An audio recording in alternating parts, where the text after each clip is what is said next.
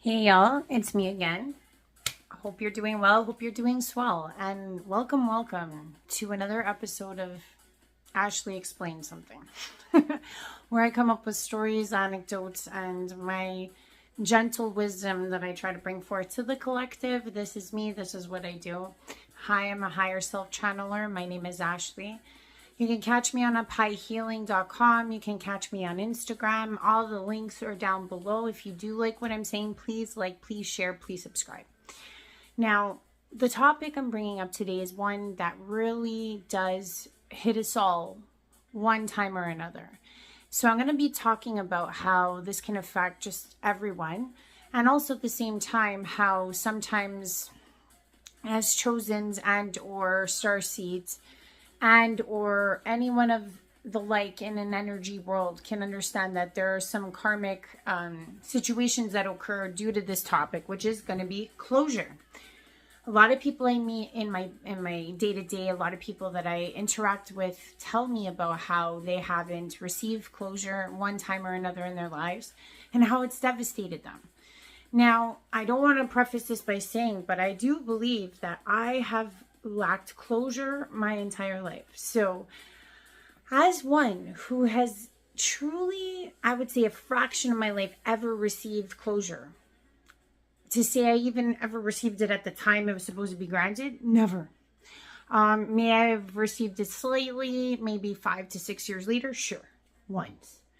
But what I will say is that I do understand a lot about the dynamics of one will think, the places one will go. And I want to talk about some real things that maybe you haven't thought about. So the first thing I want to preface this by saying is that when it comes to closure, there is living closure and then there's after living or death closure. These are two separate beasts. So I'm going to tackle this in one way, where I'm going to talk about how we deal with it in the living sense, and then how we can try our best to deal with it in the after living sense. Now, before I preface this by saying that it is one of the most striking situations that we face, and simply because we want to answer this question, why? When it comes to relationships, when it comes to even family members that have slighted you, etc., or maybe they don't give you closure, or maybe they leave the family, or maybe they get into a huge fight and don't talk to you for like 10 years and there's a vendetta, something to that effect, let's just say, and you just don't talk anymore. But at the same time, there's this feeling of like a lot of us are wondering why in our relationships, like what is this representation to me? Now, the one thing I do want to say for any of you out there that are suffering right now from lack of closure or find that they're impeded in their life, it's usually because the closure brings us value. The closure brings us some form of meaning to what we just interacted with, what we just went through. And without it, it kind of dishevels the person. Also, it's kind of like we figure out a puzzle if we get closure. So that's very important for humans. We are very analytical, very inquisitive beings. So to have something not come to a solid end can be very damaging. Also, it's like that solidifying of the end is the all-important encompassment. But what I do want to say, and this is something that took me a lot of time to figure out, after time after time after time, and I just had to keep persevering. I went through every single version of emotional, let's just say, reactiveness that I do truly feel like there is a pattern and there is something to be said about closure that maybe people don't realize, but I want to point these things out. The first thing I will admit and understand is that closure is only one way. Because the thing is that you wouldn't be needing closure if you know the reason why. So usually if you're perhaps the reason for why this relationship just got ghosted or ended tragically and drastically, you don't need the closure because you know the answer. The answer was you. Mainly why we end up in this situation with needing closure is because of one principle. And I bet you guys may or may not have thought about this, but I want you guys to listen and listen closely. It's because in the relationship, you think you did great. I'll say that again. The reason why you need closure is because you think you did great. Okay? Because if you didn't do great, you wouldn't need closure. Because you did great, that's how the whole avalanche happens in a situation with closure. So what I will say, the answer is what it represents to you. But fundamentally, you being so great in your own right, or the type of questions you end up asking yourself is like, how did this happen to me? Right? Or what did I do to deserve this? Or what did I do in the relationship that caused this? Right? The only reason you actually ask those questions is because you think you put your best foot forward. You think you did everything correct. That's where the conundrum comes from. If you were shitty, you wouldn't have those same questions. So please remember that. That's one important factor when dealing with the living style of closure. So this is what you do not know, are these two answers. How did this happen and what did I do to cause this? That's where your mind may go because it's the part of it that you do not know. Now, I'm going to go to the other side. What do you know?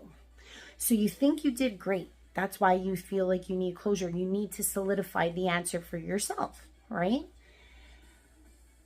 What you do know is that the person that you're dealing with doesn't want to continue the relationship. That is a truth. That is what you know. They don't want to continue. Point blank. Okay, as rough as that is to understand, take yourself out of the situation and look at it for what it really is. The person walked away from you. The person decided to end something. That in itself is an answer. So you can actually move that, like not knowing to that, because that is the truth. Now, what that means for the person doing it is that perhaps they're just not a confrontational person. That's number one. Like, they don't want to continue. And the reason why they didn't want to tell you they didn't want to continue is because maybe perhaps they thought a confrontation would ensue, or they just didn't want to get into an argument or get into a fight about it. So they chose to then take over and basically feel that their emotions were more important than yours. And that is another truth. Okay? They chose that their emotions were more important than yours. That is what you can tick off in the what you do know box. Okay? So what that alludes to is that the person doing this to you, this is a truth, is selfish, not decent, irresponsible, and like I said, the non-confrontational response. Your actual other truths that you know. You know the person doesn't want to be in the relationship anymore, and you know that they are selfish, they're not a decent person, they're irresponsible, and they're not conventional. Another thing I will say is that they're actually weird, because the normal conventional way of ending things is to provide closure. So the person that isn't providing this to you is actually all of these things. And you may not be recognizing this because you're internalizing and sticking to the not knowing.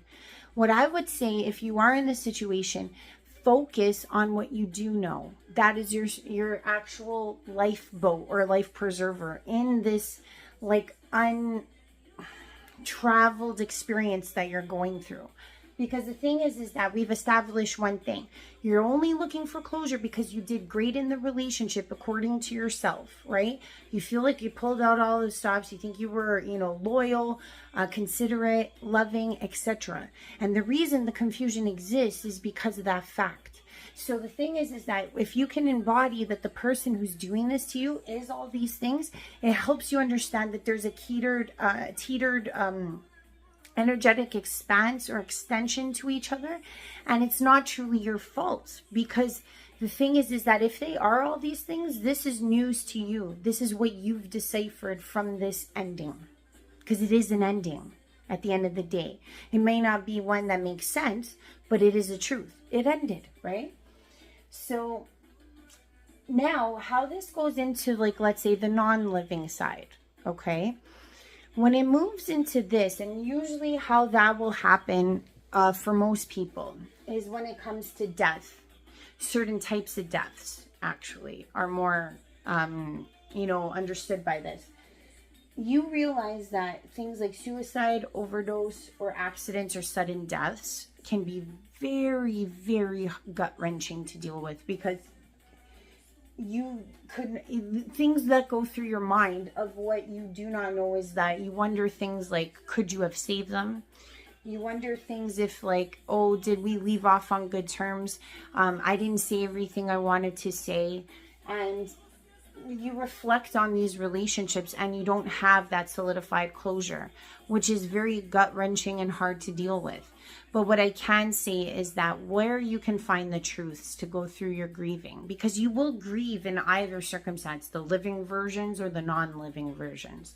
But what I can say is that know that at the end of the day, as someone who has seen the other side and seen loved ones come through, they're in a place of peace. It doesn't matter how they went out. It doesn't matter if it was suicide. It doesn't matter if it was overdose or an accident. Everyone, unless they were horrifying human beings, goes to heaven. Everybody gets to go to the other side. And what I will say is that they know that you love them. That is the truth. Even if you had a horrible fight, what I hope you can at least take away from this message today, and I know you don't have to believe me, but if you love them in death, meaning that no matter how horrifying that fight was, you could forgive them in an instant, so could they. And that is the truth, because they loved you too. Because if their love was there, it was never lost. It doesn't matter how bad it was. And it took a death to help somebody realize that. But at the same time, it's also for them on the other side too. Because they can't take that hurt with them. They can't take that pain with them. It dissolves, it dissipates, and it turns right back into love anyways. They will reflect on all the great times they had with you. So please know, if you are somebody who is going through the horrific side of closure, at least in a non-living sense, I hope that this message gets to you. And I will say that there is no malice brought to the other side. If anything, they will be right behind you. They'll be cheering you on, and they love you wholeheartedly. And please know that that type of closure will take time, and that form of grief will take time. And sometimes it leaves us without answers. But I will say this, most of the time, you can never have saved them. I will say this is also something I hope to impart. Everyone is where they're supposed to be at the time. Sometimes people even will die solely at a time when people are not around. Or sometimes people die when everyone's around. It just depends on the person. Because sometimes it's like it depends on how they could handle going through that transition. So sometimes when people are like, oh my God, I was trying to get on a plane, I was trying to see my mom for the last time, or see my dad for the last time, or whatever sibling or whoever it is for you, and you just didn't make it. Know that the soul chose that, because you don't know also that the soul may not have been able to let go as easily because if you were there, because of the relationship you guys had. So I hope that I can impart that, because I feel like this is a type of closure that doesn't really get solidified again until after death, or until you've made peace with it yourself. And that's what I wanted to say. It's the choice. It's if you choose to let them rest in peace, or if you choose not to rest in peace. And I don't mean it for them, I mean it for you. Because that choice is really, truly, when you accept, obviously, we all have to accept that death is the occurrence, right? But ultimately, it doesn't matter as a whole. Even in death, we could even see that what it does is it solely confuses the situation. And in life, it does this in a different way, because what happens when you don't get the closure, it's like it starts to pick at your ability to consciously judge and make decisions, because you're like, well, if I thought I was great, and if I thought I did everything right, and this person left me or ghosted me and didn't tell me why, you start to think like, oh, like maybe I didn't see things correctly, maybe I didn't judge a situation correctly. So it starts to tamper with your confidence.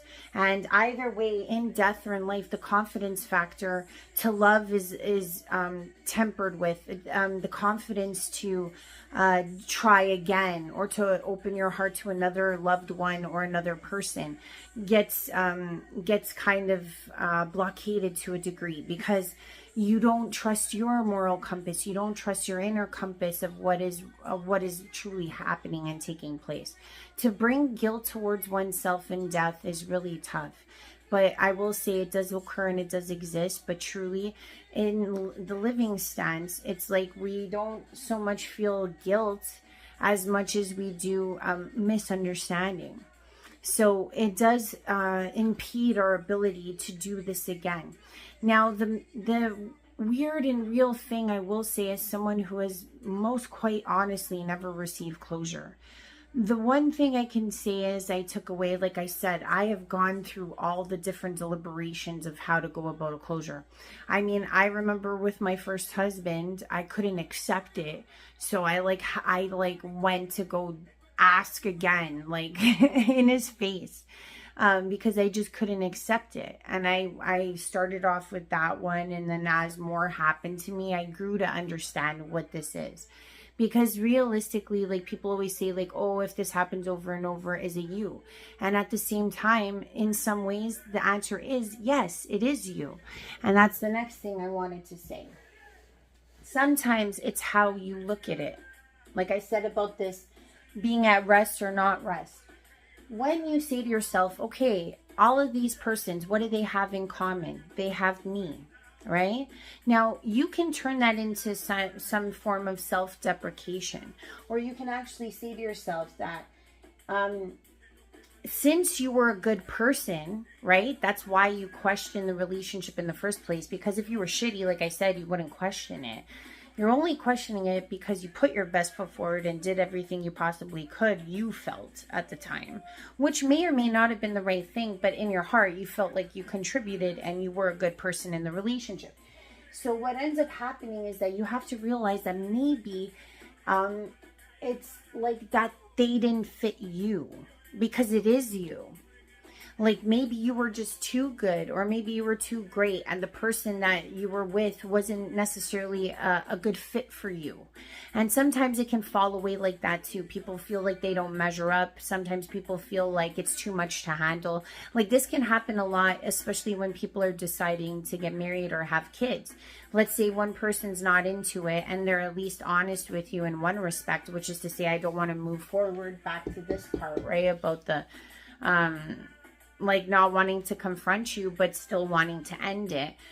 There's those types of scenarios where somebody will feel like, oh, you know, like what's wrong with me? But really it's because the person wasn't willing to get married, and really because the person wasn't willing to have kids. They just didn't have like the cojones, so to speak, since we're playing Latino music, to really face you. So they're basically saying, I'm not ready. They're not saying to you that it's you. In some respects, it is you, because that's what you want and you deserve those things. But sometimes you have to maybe look at it as like, they weren't the fit. They lost you. You did everything you could. You were a good participant. You were a good partner. So if that is the truth, and that's why you question this in the first place, because like I said, if you had been shitty, you wouldn't. You would know the answers to the questions. You realize that if you did your best, then there was nothing more you could do. And realistically, they walked away from you. They walked away from the good thing. They walked away from what could be. So the thing is that instead of saying, oh, that was the last end all be all, no, they just weren't a good fit for you. And now you're at a space where you can move into meet someone else who is. And luckily for you, this person was like halfway decent enough to walk away. You know what I mean? Because there's always that other side where they could just stay with you, and in their heart of hearts, they don't have the interest to be with you, but they drag things out. Which one's better? So in some circumstances, closure doesn't need to be had, because like I said again, it's really truly just down to how you see things. How do you rest in it, or are you at a stage where you're not at rest with it? Because I will honestly say, as someone who I'm not even talking about like 1-2 times. I've not had closure maybe close to 15 times in my life. And every time that somebody did that to me, I will say one thing. If somebody should leave you, Now you can go to different spectrums. You could try to force somebody to be with you, or to give you the answer, or to pry, or to ask all the friends, or to do whatever belittling thing you want to do to get this closure. Because you need to justify to yourself that you were a good person, or you're a good person in the relationship. So many people don't want to be the bad guy in a relationship. That's why they'll ghost too, because it's like, if they face you, right, then they have a chance of like, you know, maybe doing something worse. Whereas if they just ghost you, they're still the bad guy, but they didn't have to face it. You know what I mean? But what I'm trying to say about this is that the best thing you can do is just move on, because that is what it is. It's like, you're not going to get that solidified answer. And what you do know is that you were great. And if you do know that you were great, just know that they weren't the right fit. And if you can walk with that mentality and know that someone else is out there better for you, your ability to actually make that your closure and move on is faster. If you stay in these conundrums, like, how did this happen? What did you will stay limiting yourself for years to come. So I'm sorry to say, but as one who's gone through it so many times, I hope somebody hears this and doesn't have to do it as many times as I did to figure this out. I hope you hear me now, and I gave you some inspiration to cut it faster, because you will get to that moving on part a lot faster, because this is the loathing part. This is the questioning of existence. This is the, was I ever good enough in the first place? And that's not helpful for anyone. But I would say, as someone who has gone through this many times, I started off in my younger years not understanding, questioning, oh, woe was me. And then as it happened more and more times, I realized, I'm like, well, I guess I'm just not the right fit for these people. And as I did that and I closed those doors one by one, I felt like and at this particular point in time, because I had just went through so many in the last 2 years, it was ridiculous. Like, I've had hundreds of people shut me out, and basically ghost me. And I was just like, you know what? Then they lost me. And I think I'm great. You know what I mean? Like, that's the thing. It's like, because truly, if you didn't hurt them, or you didn't do any malice, or you didn't do anything wrong per se, and you were just being yourself, and they decided to kick you to the curb, then that speaks more volumes to who they are. Because like I said, they're the selfish one. They're the non-decent one. They're the weird one. And they're the one who's irresponsible for your heart. And do you really want to be with someone like that? That doesn't even have the human decency to say, hey, this isn't working? That's probably not a good person. And I hope that you don't have to do it as many times as I did to figure that out. But I will say this. When I did start realizing that it wasn't me, when I did start realizing that I was a good person, I will say this.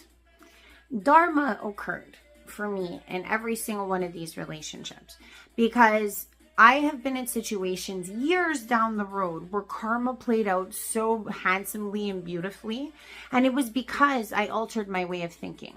I'll give you one example. So years ago, and I mean years ago, this was like one of the ghostings that was so befuddling to me at the moment, but it was really quick to get out of, because like I said, I had been through, enough and to understand the logic of it at least. So I was dating this guy for about 3 months, and we all been there, girls. We hear that story like, oh yeah, I'm not interested in this. So I didn't take it that seriously. I really didn't. I liked hanging out with the person, but like, we would go party on weekends sometimes, and I'd kick it with him. And then one day he comes up to me after saying that he wasn't interested in some long-term whatever. He gives me a key to his apartment. And because I kicked it with him, he was like, oh, come by whenever. It was a little confusing, because it was like, well, on one hand, you're saying you don't want to be with me, and then here you go giving me your key. It wasn't too far much after that. I think it was like I showed up like 2 more times, and it wasn't like I was unannounced. I did call and I said, hey, I'm dropping by. That the person realized that maybe they made a mistake with the key.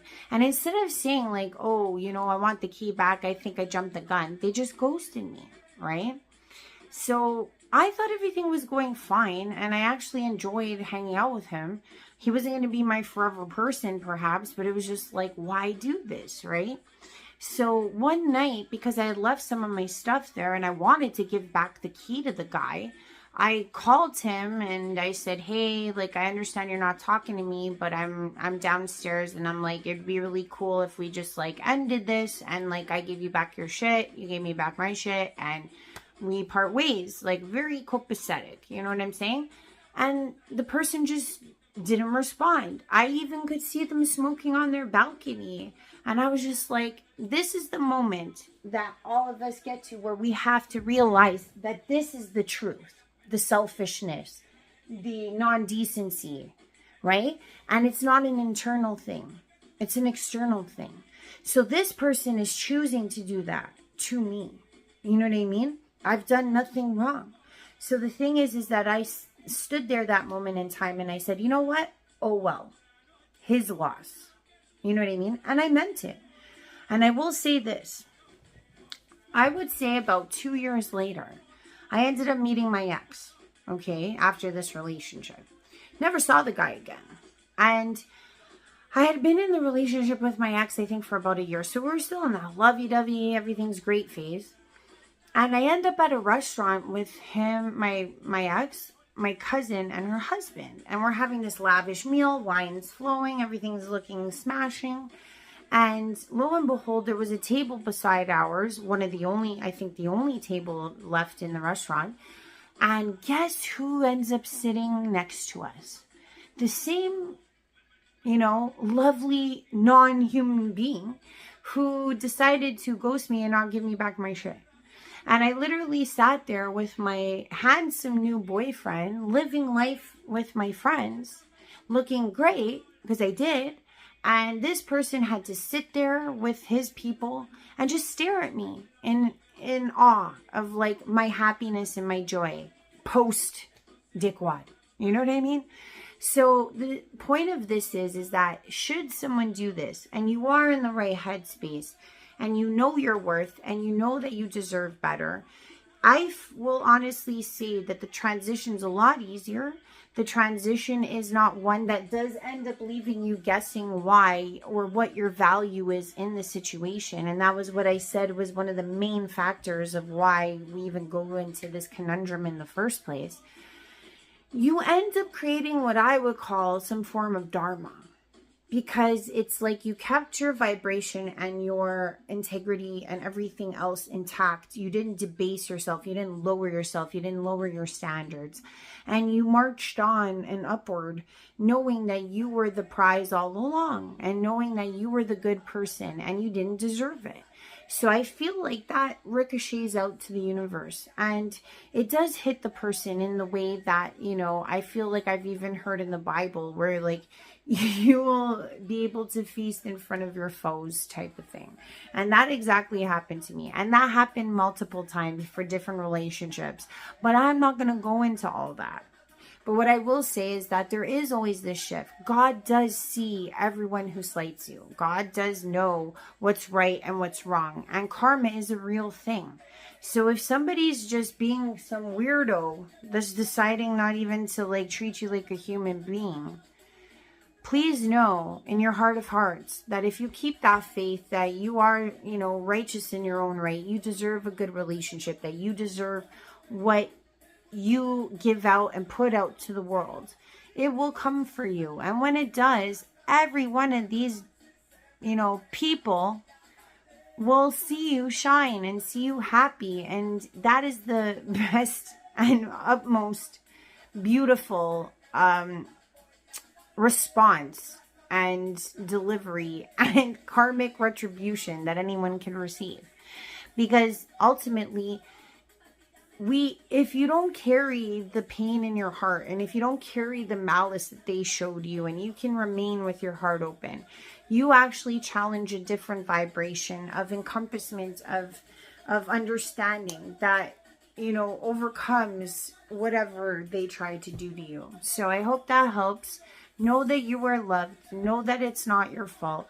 Know that maybe it was meant to be the way it was because you just weren't suited for these selfish pricks. You know what I mean? There's nothing wrong with that. And just know that in the time that they were being like that, God was watching too. So I hope you guys have a good one. Love you lots. Peace out for now.